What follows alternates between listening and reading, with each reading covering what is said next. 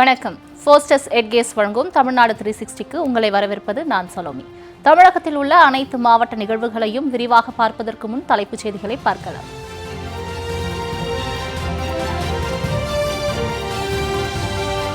தேனியில் ஊராட்சி நிர்வாகமே கண்மாயில் குப்பைகளை கொட்டியதால் பொதுமக்கள் அதிர்ச்சி. குப்பைகள் தேங்கியுள்ளதால் சுகாதார சீர்கேடு ஏற்படுவதாக புகார்.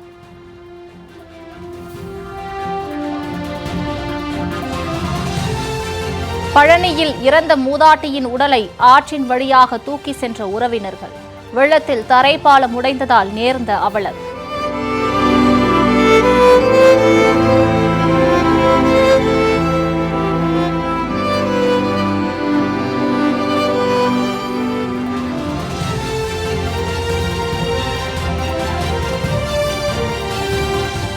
பருவம் தவறி பெய்த கனமழையால் வெள்ளத்தில் மிதக்கும் விளைநிலங்கள். மயிலாடுதுறை, தஞ்சாவூர் உள்ளிட்ட மாவட்டங்களில் 1.5 ஏக்கர் விளைநிலங்கள் பாதிப்பு.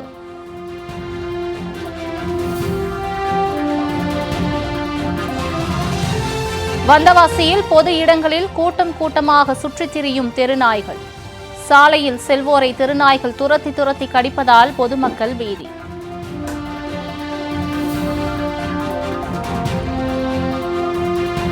மதுரை அலங்காநல்லூர் அருகே 2 நாட்கள் நடைபெற்ற ஹாட் ஏர் பலூன் திருவிழா நிறைவு. ராட்சத பலூன்களை வானில் பறக்கவிட முடியாததால் பொதுமக்கள் ஏமாற்றம்.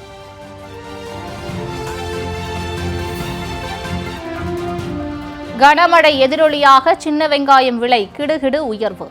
1 கிலோ 140 ரூபாய்க்கு விற்கப்படுவதால் இல்லத்தரசிகள் அதிர்ச்சி.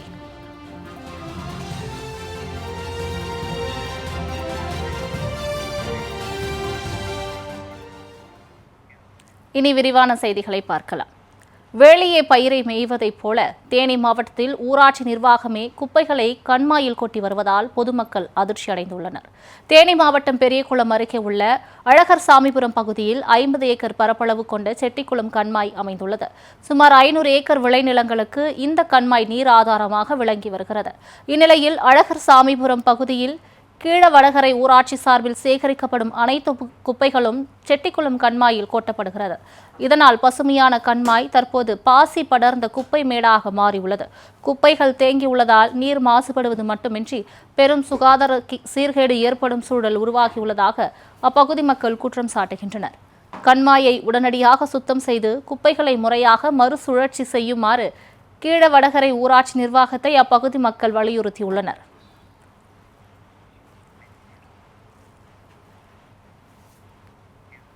தரைப்பாலம் வெள்ளத்தில் அடித்து செல்லப்பட்டதால் இறந்தவரின் உடலை அவரது உறவினர்கள் ஆபத்தான முறையில் ஆற்றில் இறக்கி தூக்கி சென்றனர். திண்டுக்கல் மாவட்டம் பழனி குதிரையாறு அணை அருகே 50க்கும் மேற்பட்ட குடும்பங்கள் வசித்து வருகின்றன.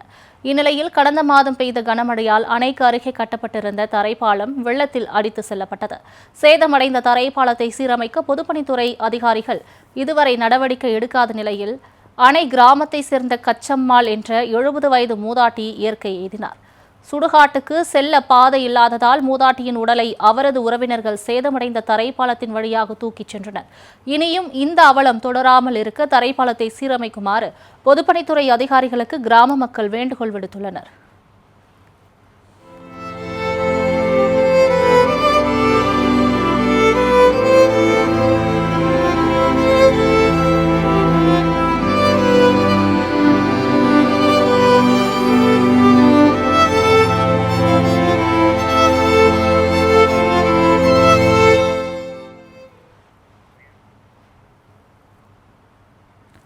பருவம் தவறி பெய்த கனமழையால் மயிலாடுதுறை, தஞ்சாவூர், திருவாரூர், ராமநாதபுரம் உள்ளிட்ட மாவட்டங்களில் 1.5 லட்சம் ஏக்கர் பரப்பிலான விளைநிலங்கள் சேதமடைந்தன.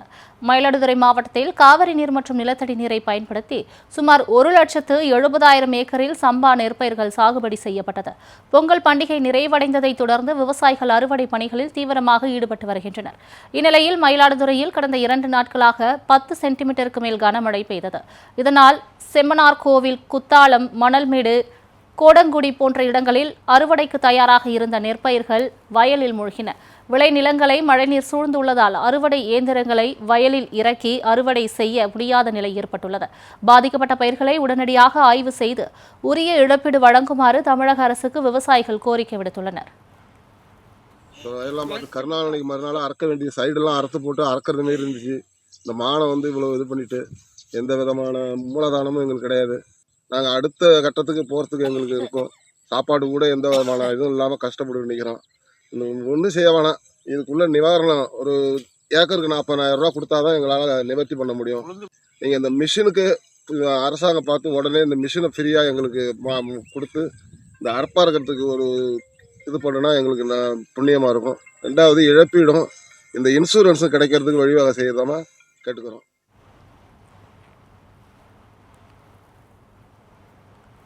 இதேபோன்று திருவாரூர் மாவட்டம் நன்னிலம் பகுதியில் அறுவடைக்கு தயாராக இருந்த சுமார் 500 ஏக்கர் நெற்பயிர்கள் மழைநீரில் மூழ்கின. தொடர் கனமழையால் பாதிக்கப்பட்ட பயிர்கள் வயலிலேயே அழுகி வருவதால் விவசாயிகள் வேதனையடைந்துள்ளனர்.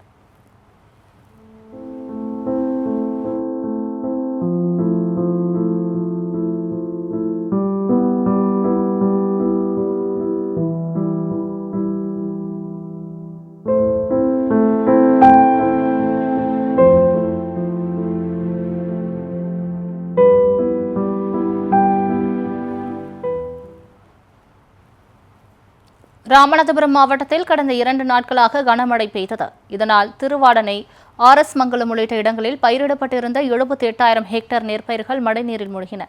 இதனால் வாழ்வாதாரத்தை இழந்த விவசாயிகள் ஏக்கர் ஒன்றுக்கு 25,000 ரூபாய் இழப்பீடு வழங்குமாறு தமிழக அரசுக்கு கோரிக்கை விடுத்துள்ளனர். 1.37 லட்சம் ஹெக்டேர்ல 78,000 ஹெக்டேர் தற்போது மழையில நனைஞ்சு நெற்கதிரெல்லாம் உழைக்கக்கூடிய சூழ்நிலையில் இருக்கிறது. பாதிக்கப்பட்ட விவசாயிகளுக்கு தமிழக அரசும் மத்திய அரசும் மழைக்கான நிவாரணமாகவும் அதே போல இந்த பாதிக்கப்பட்ட விவசாயிகளுக்கு ரேண்டம் பயிர் அறுவடை சோதனையை தவிர்த்து பாதிக்கப்பட்டுள்ள அனைத்து விவசாயிகளுக்கும் முறையாக ஆய்வு செய்து 100% தேசிய வேளாண் பயிர் காப்பீடு தொகையும் மழைக்கான நிவாரணம் மத்திய அரசாங்கமும் தமிழக அரசும் ஏற்பாடு செய்த வேண்டுமாய் தமிழ்நாடு வைகை விவசாய சங்கத்தின் சார்பில் கேட்டுக்கொள்கிறோம். இதனிடையே தஞ்சாவூரில் கனமழையால் சேதமடைந்த 5,000 ஏக்கர் விளைநிலங்களுக்கு இழப்பீடு வழங்க கோரி விவசாயிகள் மாவட்ட ஆட்சியரிடம் மனு அளித்தனர். பாதிக்கப்பட்ட பயிர்களை ஆய்வு செய்து ஏக்கர் ஒன்றுக்கு 35,000 ரூபாய் நிவாரணம் வழங்குமாறு விவசாயிகள் வலியுறுத்தியுள்ளனர். தஞ்சாவூர் மூதூர் வட்டாரத்துல ஏற்கனவே பெய்த மழையில பாத்தீங்கன்னாக்க ஒரு பூஞ்சான நோய், கருப்பு அந்த மஞ்சள் நோயை பிடிச்சு மிகப்பெரிய பாதிப்பு ஏற்பட்டு ஒரு கணக்கெடுப்பு நடந்து நிவாரணம் சொல்லி அறிவிச்சாங்க. ஆனா இன்னைக்கு என்னன்னா அது அது அது அந்த கணக்கெடுப்பு இருக்கும்போது கடந்த 18ஆம் தேதி இரவு பெய்த கனமழையால கிட்டத்தட்ட எல்லாமே மூழ்கி போய் கிடக்கு. இன்னும் அறுக்க முடியாத ஒரு சூழ்நிலை மிகப்பெரிய பாதிப்பை விவசாயம் சந்திச்சிருக்கோம். கடந்த ஆண்டு சுத்தமா விவசாயம் செய்யல, தண்ணீர் இல்லாம எந்த இதுவுமே நடக்கல.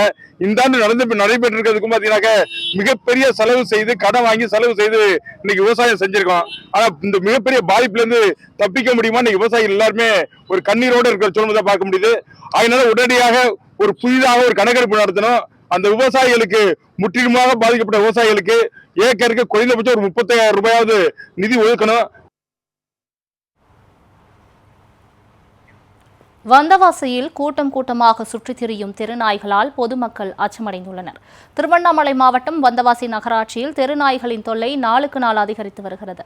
வந்தவாசி அரசு மருத்துவமனை, மேல்மருத்தூர் சாலை, அச்சரப்பாக்கம் சாலை, குளத்துமேடு உள்ளிட்ட இடங்களில் தெருநாய்கள் அதிகமாக காணப்படுகின்றன. சாலை, மருத்துவமனை, கோவில் என அனைத்து இடங்களிலும் தெருநாய்கள் பொதுமக்களை தொடர்ந்து அச்சுறுத்தி வருகின்றன. சாலையில் நடந்து செல்வோரையும் வாகனங்களில் செல்வோரையும் தெருநாய்கள் விரட்டி விரட்டி கடிக்கின்றன. எனவே தெருநாய்களை பிடிக்க உரிய நடவடிக்கை எடுக்குமாறு வந்தவாசி நகராட்சி நிர்வாகத்திற்கு பொதுமக்கள் கோரிக்கை விடுத்துள்ளனர்.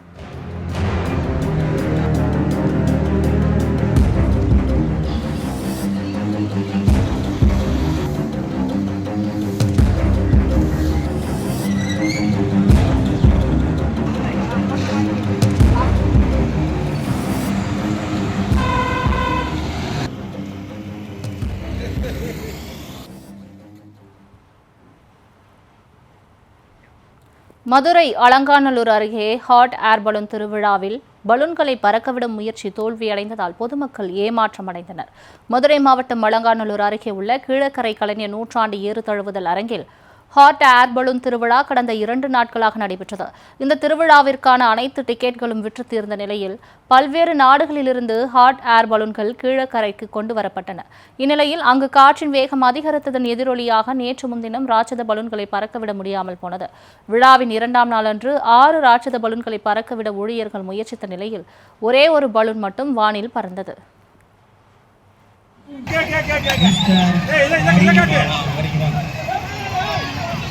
என்ன சாங் என்ன சாங் ப்ரோ என்ன சாங்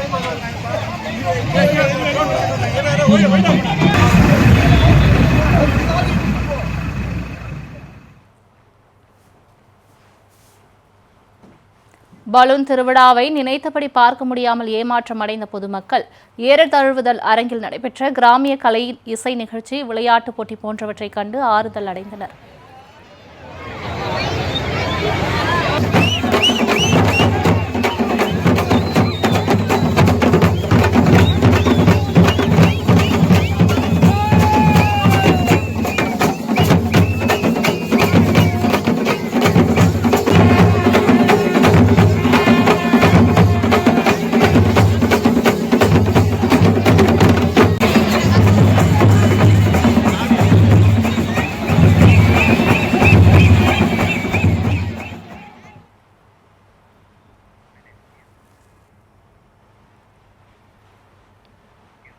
திருச்சியில் சின்ன வெங்காயம் விலை 100 ரூபாயை கடந்ததால் உணவக உரிமையாளர்கள் மற்றும் இல்லத்தரசிகள் அதிர்ச்சி அடைந்தனர். திடீரென பெய்த கனமழையால் திருச்சி காந்தி சந்தைக்கு சின்ன வெங்காயத்தின் வரத்து கணிசமாக குறைந்துள்ளது. இதன் எதிரொலியாக கடந்த வாரம் 30 ரூபாய்க்கு விற்கப்பட்ட 1 கிலோ சின்ன வெங்காயம் தற்போது 100 ரூபாயாக உயர்ந்துள்ளது. சில்லறை விற்பனையில் சின்ன வெங்காயம் 120 ரூபாய் முதல் 140 ரூபாய் வரை விற்பனை செய்யப்படுகிறது. இதேபோன்று பெரிய வெங்காயத்தின் விலையும் 55 ரூபாயாக உயர்ந்துள்ளது. விரைவில் சந்தைக்கு வரத்து அதிகரித்து வெங்காயத்தின் விலை படிப்படியாக குறையும் என்று வியாபாரிகள் தெரிவித்துள்ளனர்.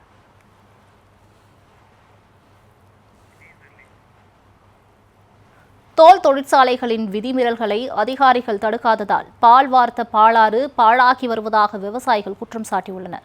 திருப்பத்தூர் மாவட்டம் மாம்பூர் மற்றும் அதன் சுற்றுவட்டார பகுதிகளில் மிதமான மழை பெய்தது. இதனால் பச்சக்குப்பம், சின்ன கொம்மேஸ்வரம் போன்ற இடங்கள் வழியாக செல்லும் பாலாற்றில் சிறு வெள்ளம் ஏற்பட்டது. இந்நிலையில் ஆம்பூரில் இயங்கும் தோல் தொழிற்சாலைகள் கழிவுநீரை சுத்திகரிப்பு நிலையத்திற்கு அனுப்பாமல் நேரடியாக பாலாற்றில் கலந்தன.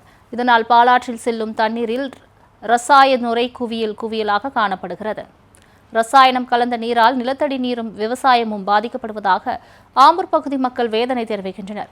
கழிவுநீரை ஆற்றில் கலக்கக்கூடாது என்ற விதியை காற்றில் பறக்கவிடும் தோல் தொழிற்சாலைகளின் உரிமத்தை ரத்து செய்யுமாறு மாவட்ட நிர்வாகத்தை பொதுமக்களும் சமூக ஆர்வலர்களும் தொடர்ந்து வலியுறுத்தி வருகின்றனர்.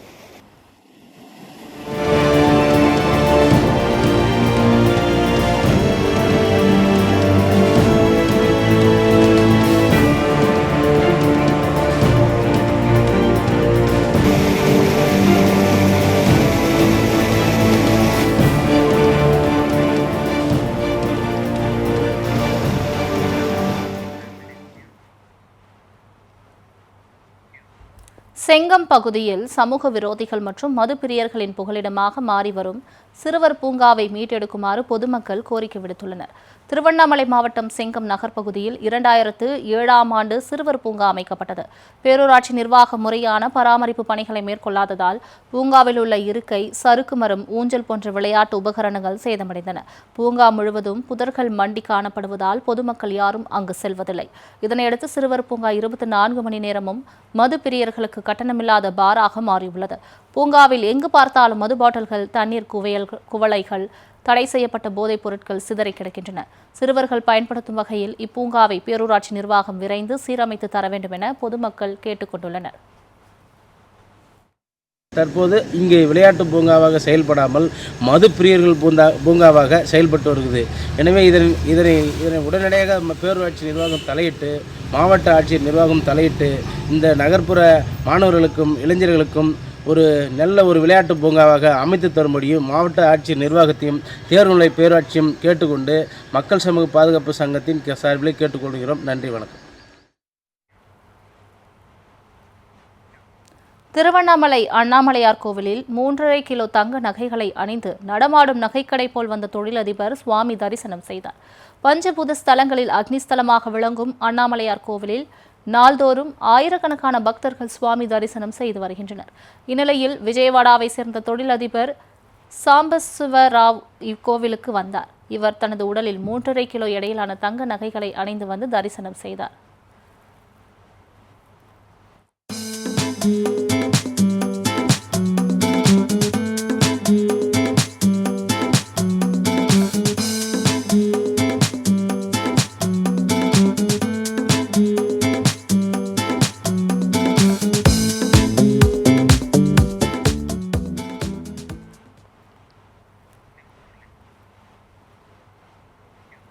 ஃபோஸ்டஸ் எட்கேஸ் வழங்கும் தமிழ்நாடு 360யில் அடுத்து வருவது ஊர் நிகழ்வுகளை விரைவாக வழங்கும் உள்ளூர் எக்ஸ்பிரஸ்.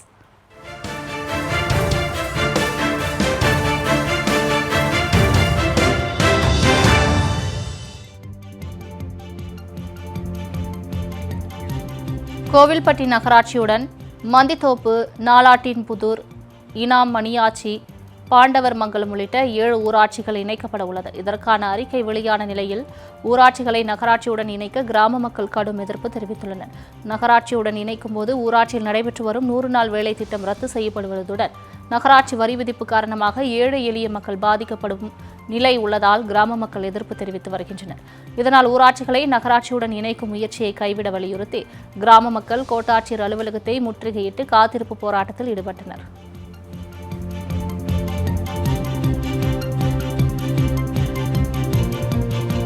கரூர் மாநகராட்சிக்கு உட்பட்ட தான்தோன்றிமலை பேருந்து நிறுத்தம் அருகே உள்ள பகுதிகளில் கழிவுநீர் கால்வாய்களில் அடைப்பு ஏற்பட்டுள்ளது. இதனால் கரூர் திண்டுக்கல் சாலையில் கழிவுநீர் வெளியேறி துர்நாற்றம் வீசி வருவதுடன் தொற்றுநோய் பரவும் அபாயம் ஏற்பட்டுள்ளது. இதுகுறித்து மாநகராட்சி நிர்வாகத்திடம் புகார் அளித்தும் நடவடிக்கை எடுக்கவில்லை என அப்பகுதி மக்கள் புகார் தெரிவித்தனர். எனவே கழிவுநீர் கால்வாயில் உள்ள குப்பைகளை அகற்றி கழிவுநீர் முறையாக வெளியேற வழிவகை செய்ய வேண்டும் என அப்பகுதி மக்கள் கோரிக்கை விடுத்துள்ளனர்.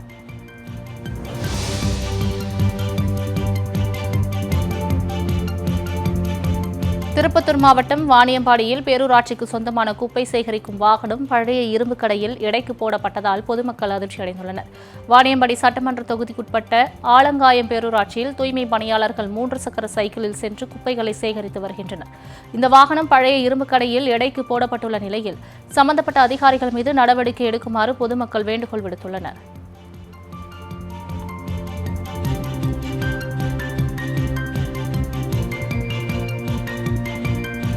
வேலூர் பகுதியில்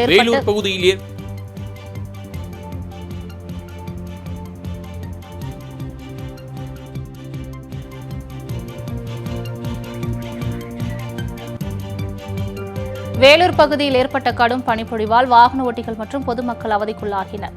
வேலூர் மாவட்டம் குடியாத்தம் மற்றும் சுற்றுவட்டார பகுதிகளில் கடந்த சில நாட்களாக கடும் பனிப்பொழிவு பெய்து வந்த நிலையில் நேற்று சாரல் மழை பெய்தது. இதனிடையே குடியாத்தம், கேவிக்குப்பம், பேரணாம்பட்டு உள்ளிட்ட பகுதிகளில் இன்று அதிகாலை முதல் கடும் பனிப்பொழிவு பெய்தது. இதன் காரணமாக சாலைகளில் புகைமூட்டம் போல பனி காணப்படுவதால் வாகன ஓட்டிகள் அவதிக்குள்ளாகினர். மேலும் முகப்பு விளக்குகளை ஒளிரவிட்டபடி வாகனங்களை இயக்கிச் சென்றனர்.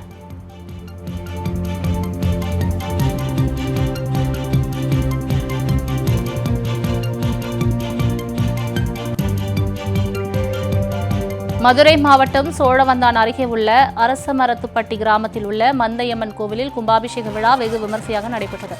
யாக பூஜைகளுக்கு பிறகு கடம் கோபுர கலசத்திற்கு கொண்டு செல்லப்பட்டது. இதனைத் தொடர்ந்து மேளதாளங்கள் முழங்க கோபுர கலத்தின் மீது புனித நீர் ஊற்றப்பட்டு மந்தையம்மனுக்கு பால், தயிர் உட்பட 21 பொருட்களால் சிறப்பு அபிஷேகம் செய்யப்பட்டது.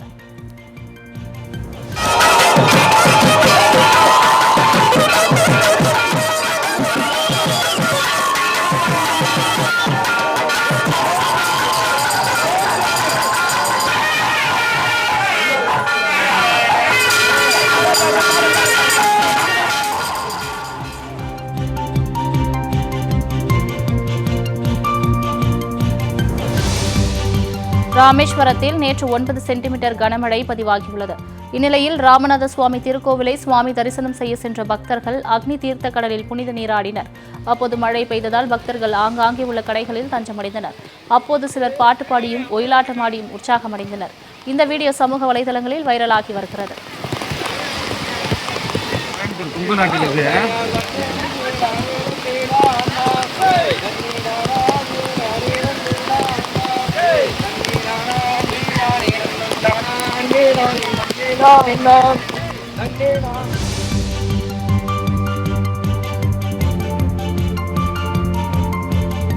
ஹெல்மெட் அணிவதன் முக்கியத்துவம் குறித்து சேலம் போக்குவரத்து போலீசார் வினோதமான முறையில் விழிப்புணர்வு ஏற்படுத்தினர். சேலம் அஸ்தம்பட்டி ரவுண்டானா அருகே யமதர்மன் வேடமணிந்த நபர் ஒருவர் ஹெல்மெட் அணியாத வாகன ஓட்டிகள் மீது பாசக்கயிற்றை வீசினார். அப்போது ஹெல்மெட் அணியாமல் பைக்கில் வந்த ஒருவர் கீழே விழுந்தது துடித்ததும் அவரது உயிரை யமதர்மன் பறிப்பது போன்ற தத்ரூபமாக நடித்து காட்டி விழிப்புணர்வு ஏற்படுத்தப்பட்டது.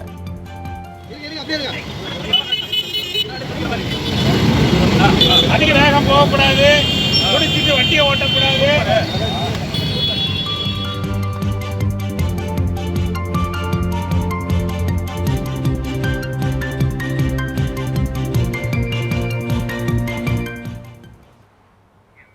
ஃபோஸ்டஸ் எட்கேஸ் வழங்கும் தமிழ்நாடு 360யில் மாவட்டங்களில் நடந்த விளையாட்டு செய்திகளை வழங்க வருகிறது விளையாட்டுக் களம்.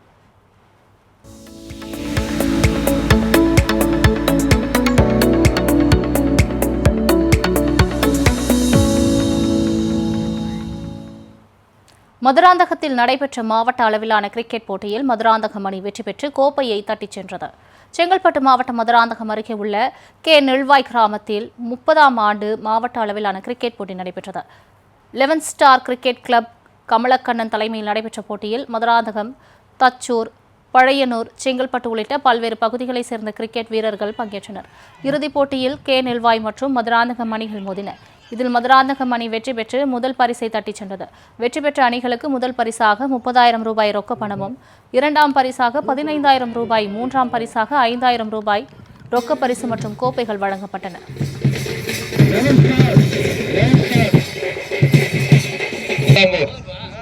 அனிதா பலராமன் வடக்குவாறு ஊராட்சி மன்ற தலைவர் ரமல் சக்கரின் சார்பாக சிறப்பான பந்து வீச்சு.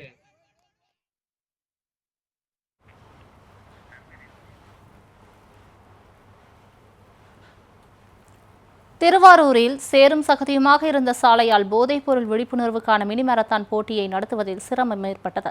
திருவாரூர் மாவட்டம் கூத்தாநல்லூரில் போதைப் பொருட்களுக்கு எதிரான விழிப்புணர்வு மினி மாரத்தான் போட்டி நடத்தப்பட்டது. இதனை கூத்தாநல்லூர் காவல் ஆய்வாளர் வெர்ஜினியா கொடியசைத்து தொடங்கி வைத்தார். ராவுத்தர் பெண்கள் மேல்நிலைப் பள்ளியில் தொடங்கிய மினி மாரத்தான் போட்டி அரசினர் ஆண்கள் மேல்நிலைப் பள்ளியில் நிறைவடைந்தது. அண்மையில் பெய்த கனமழையால் சாலைகள் சேரும் சகதியுமாக காணப்பட்டதால் வீரர்கள் சிறிது சிரமத்திற்கு உள்ளாகினர். இருப்பினும் வெற்றிகரமாக நிர்ணயிக்கப்பட்ட இலக்கை அடைந்து அசத்தினர். இதனைத் தொடர்ந்து முதல் 3 இடங்களை பிடித்த வீரர்களுக்கு ரொக்க பரிசு மற்றும் சான்றிதழ் வழங்கப்பட்டது.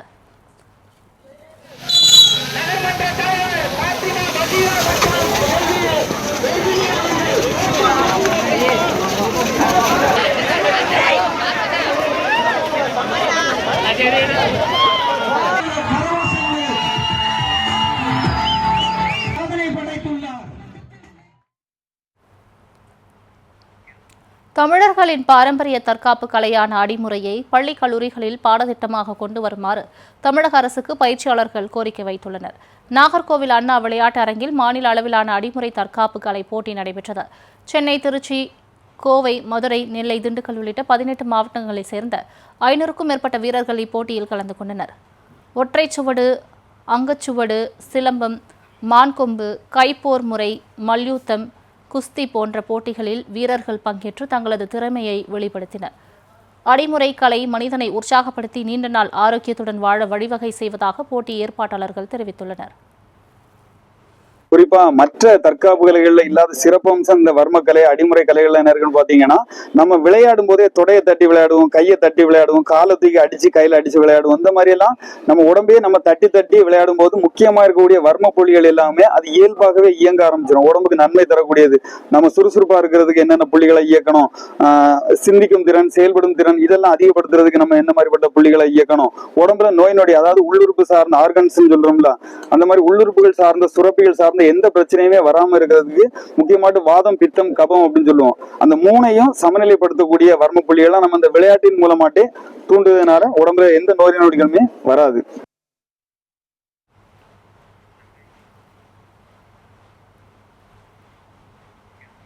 கனிமொழி எம்பி பிறந்தநாள் விழாவை ஒட்டி கோவில்பட்டியில் நடைபெற்ற ஹாக்கி போட்டியில் ராஜபாளையம் பெஸ்ட் ஃப்ரெண்ட்ஸ் அணி வெற்றி பெற்றது.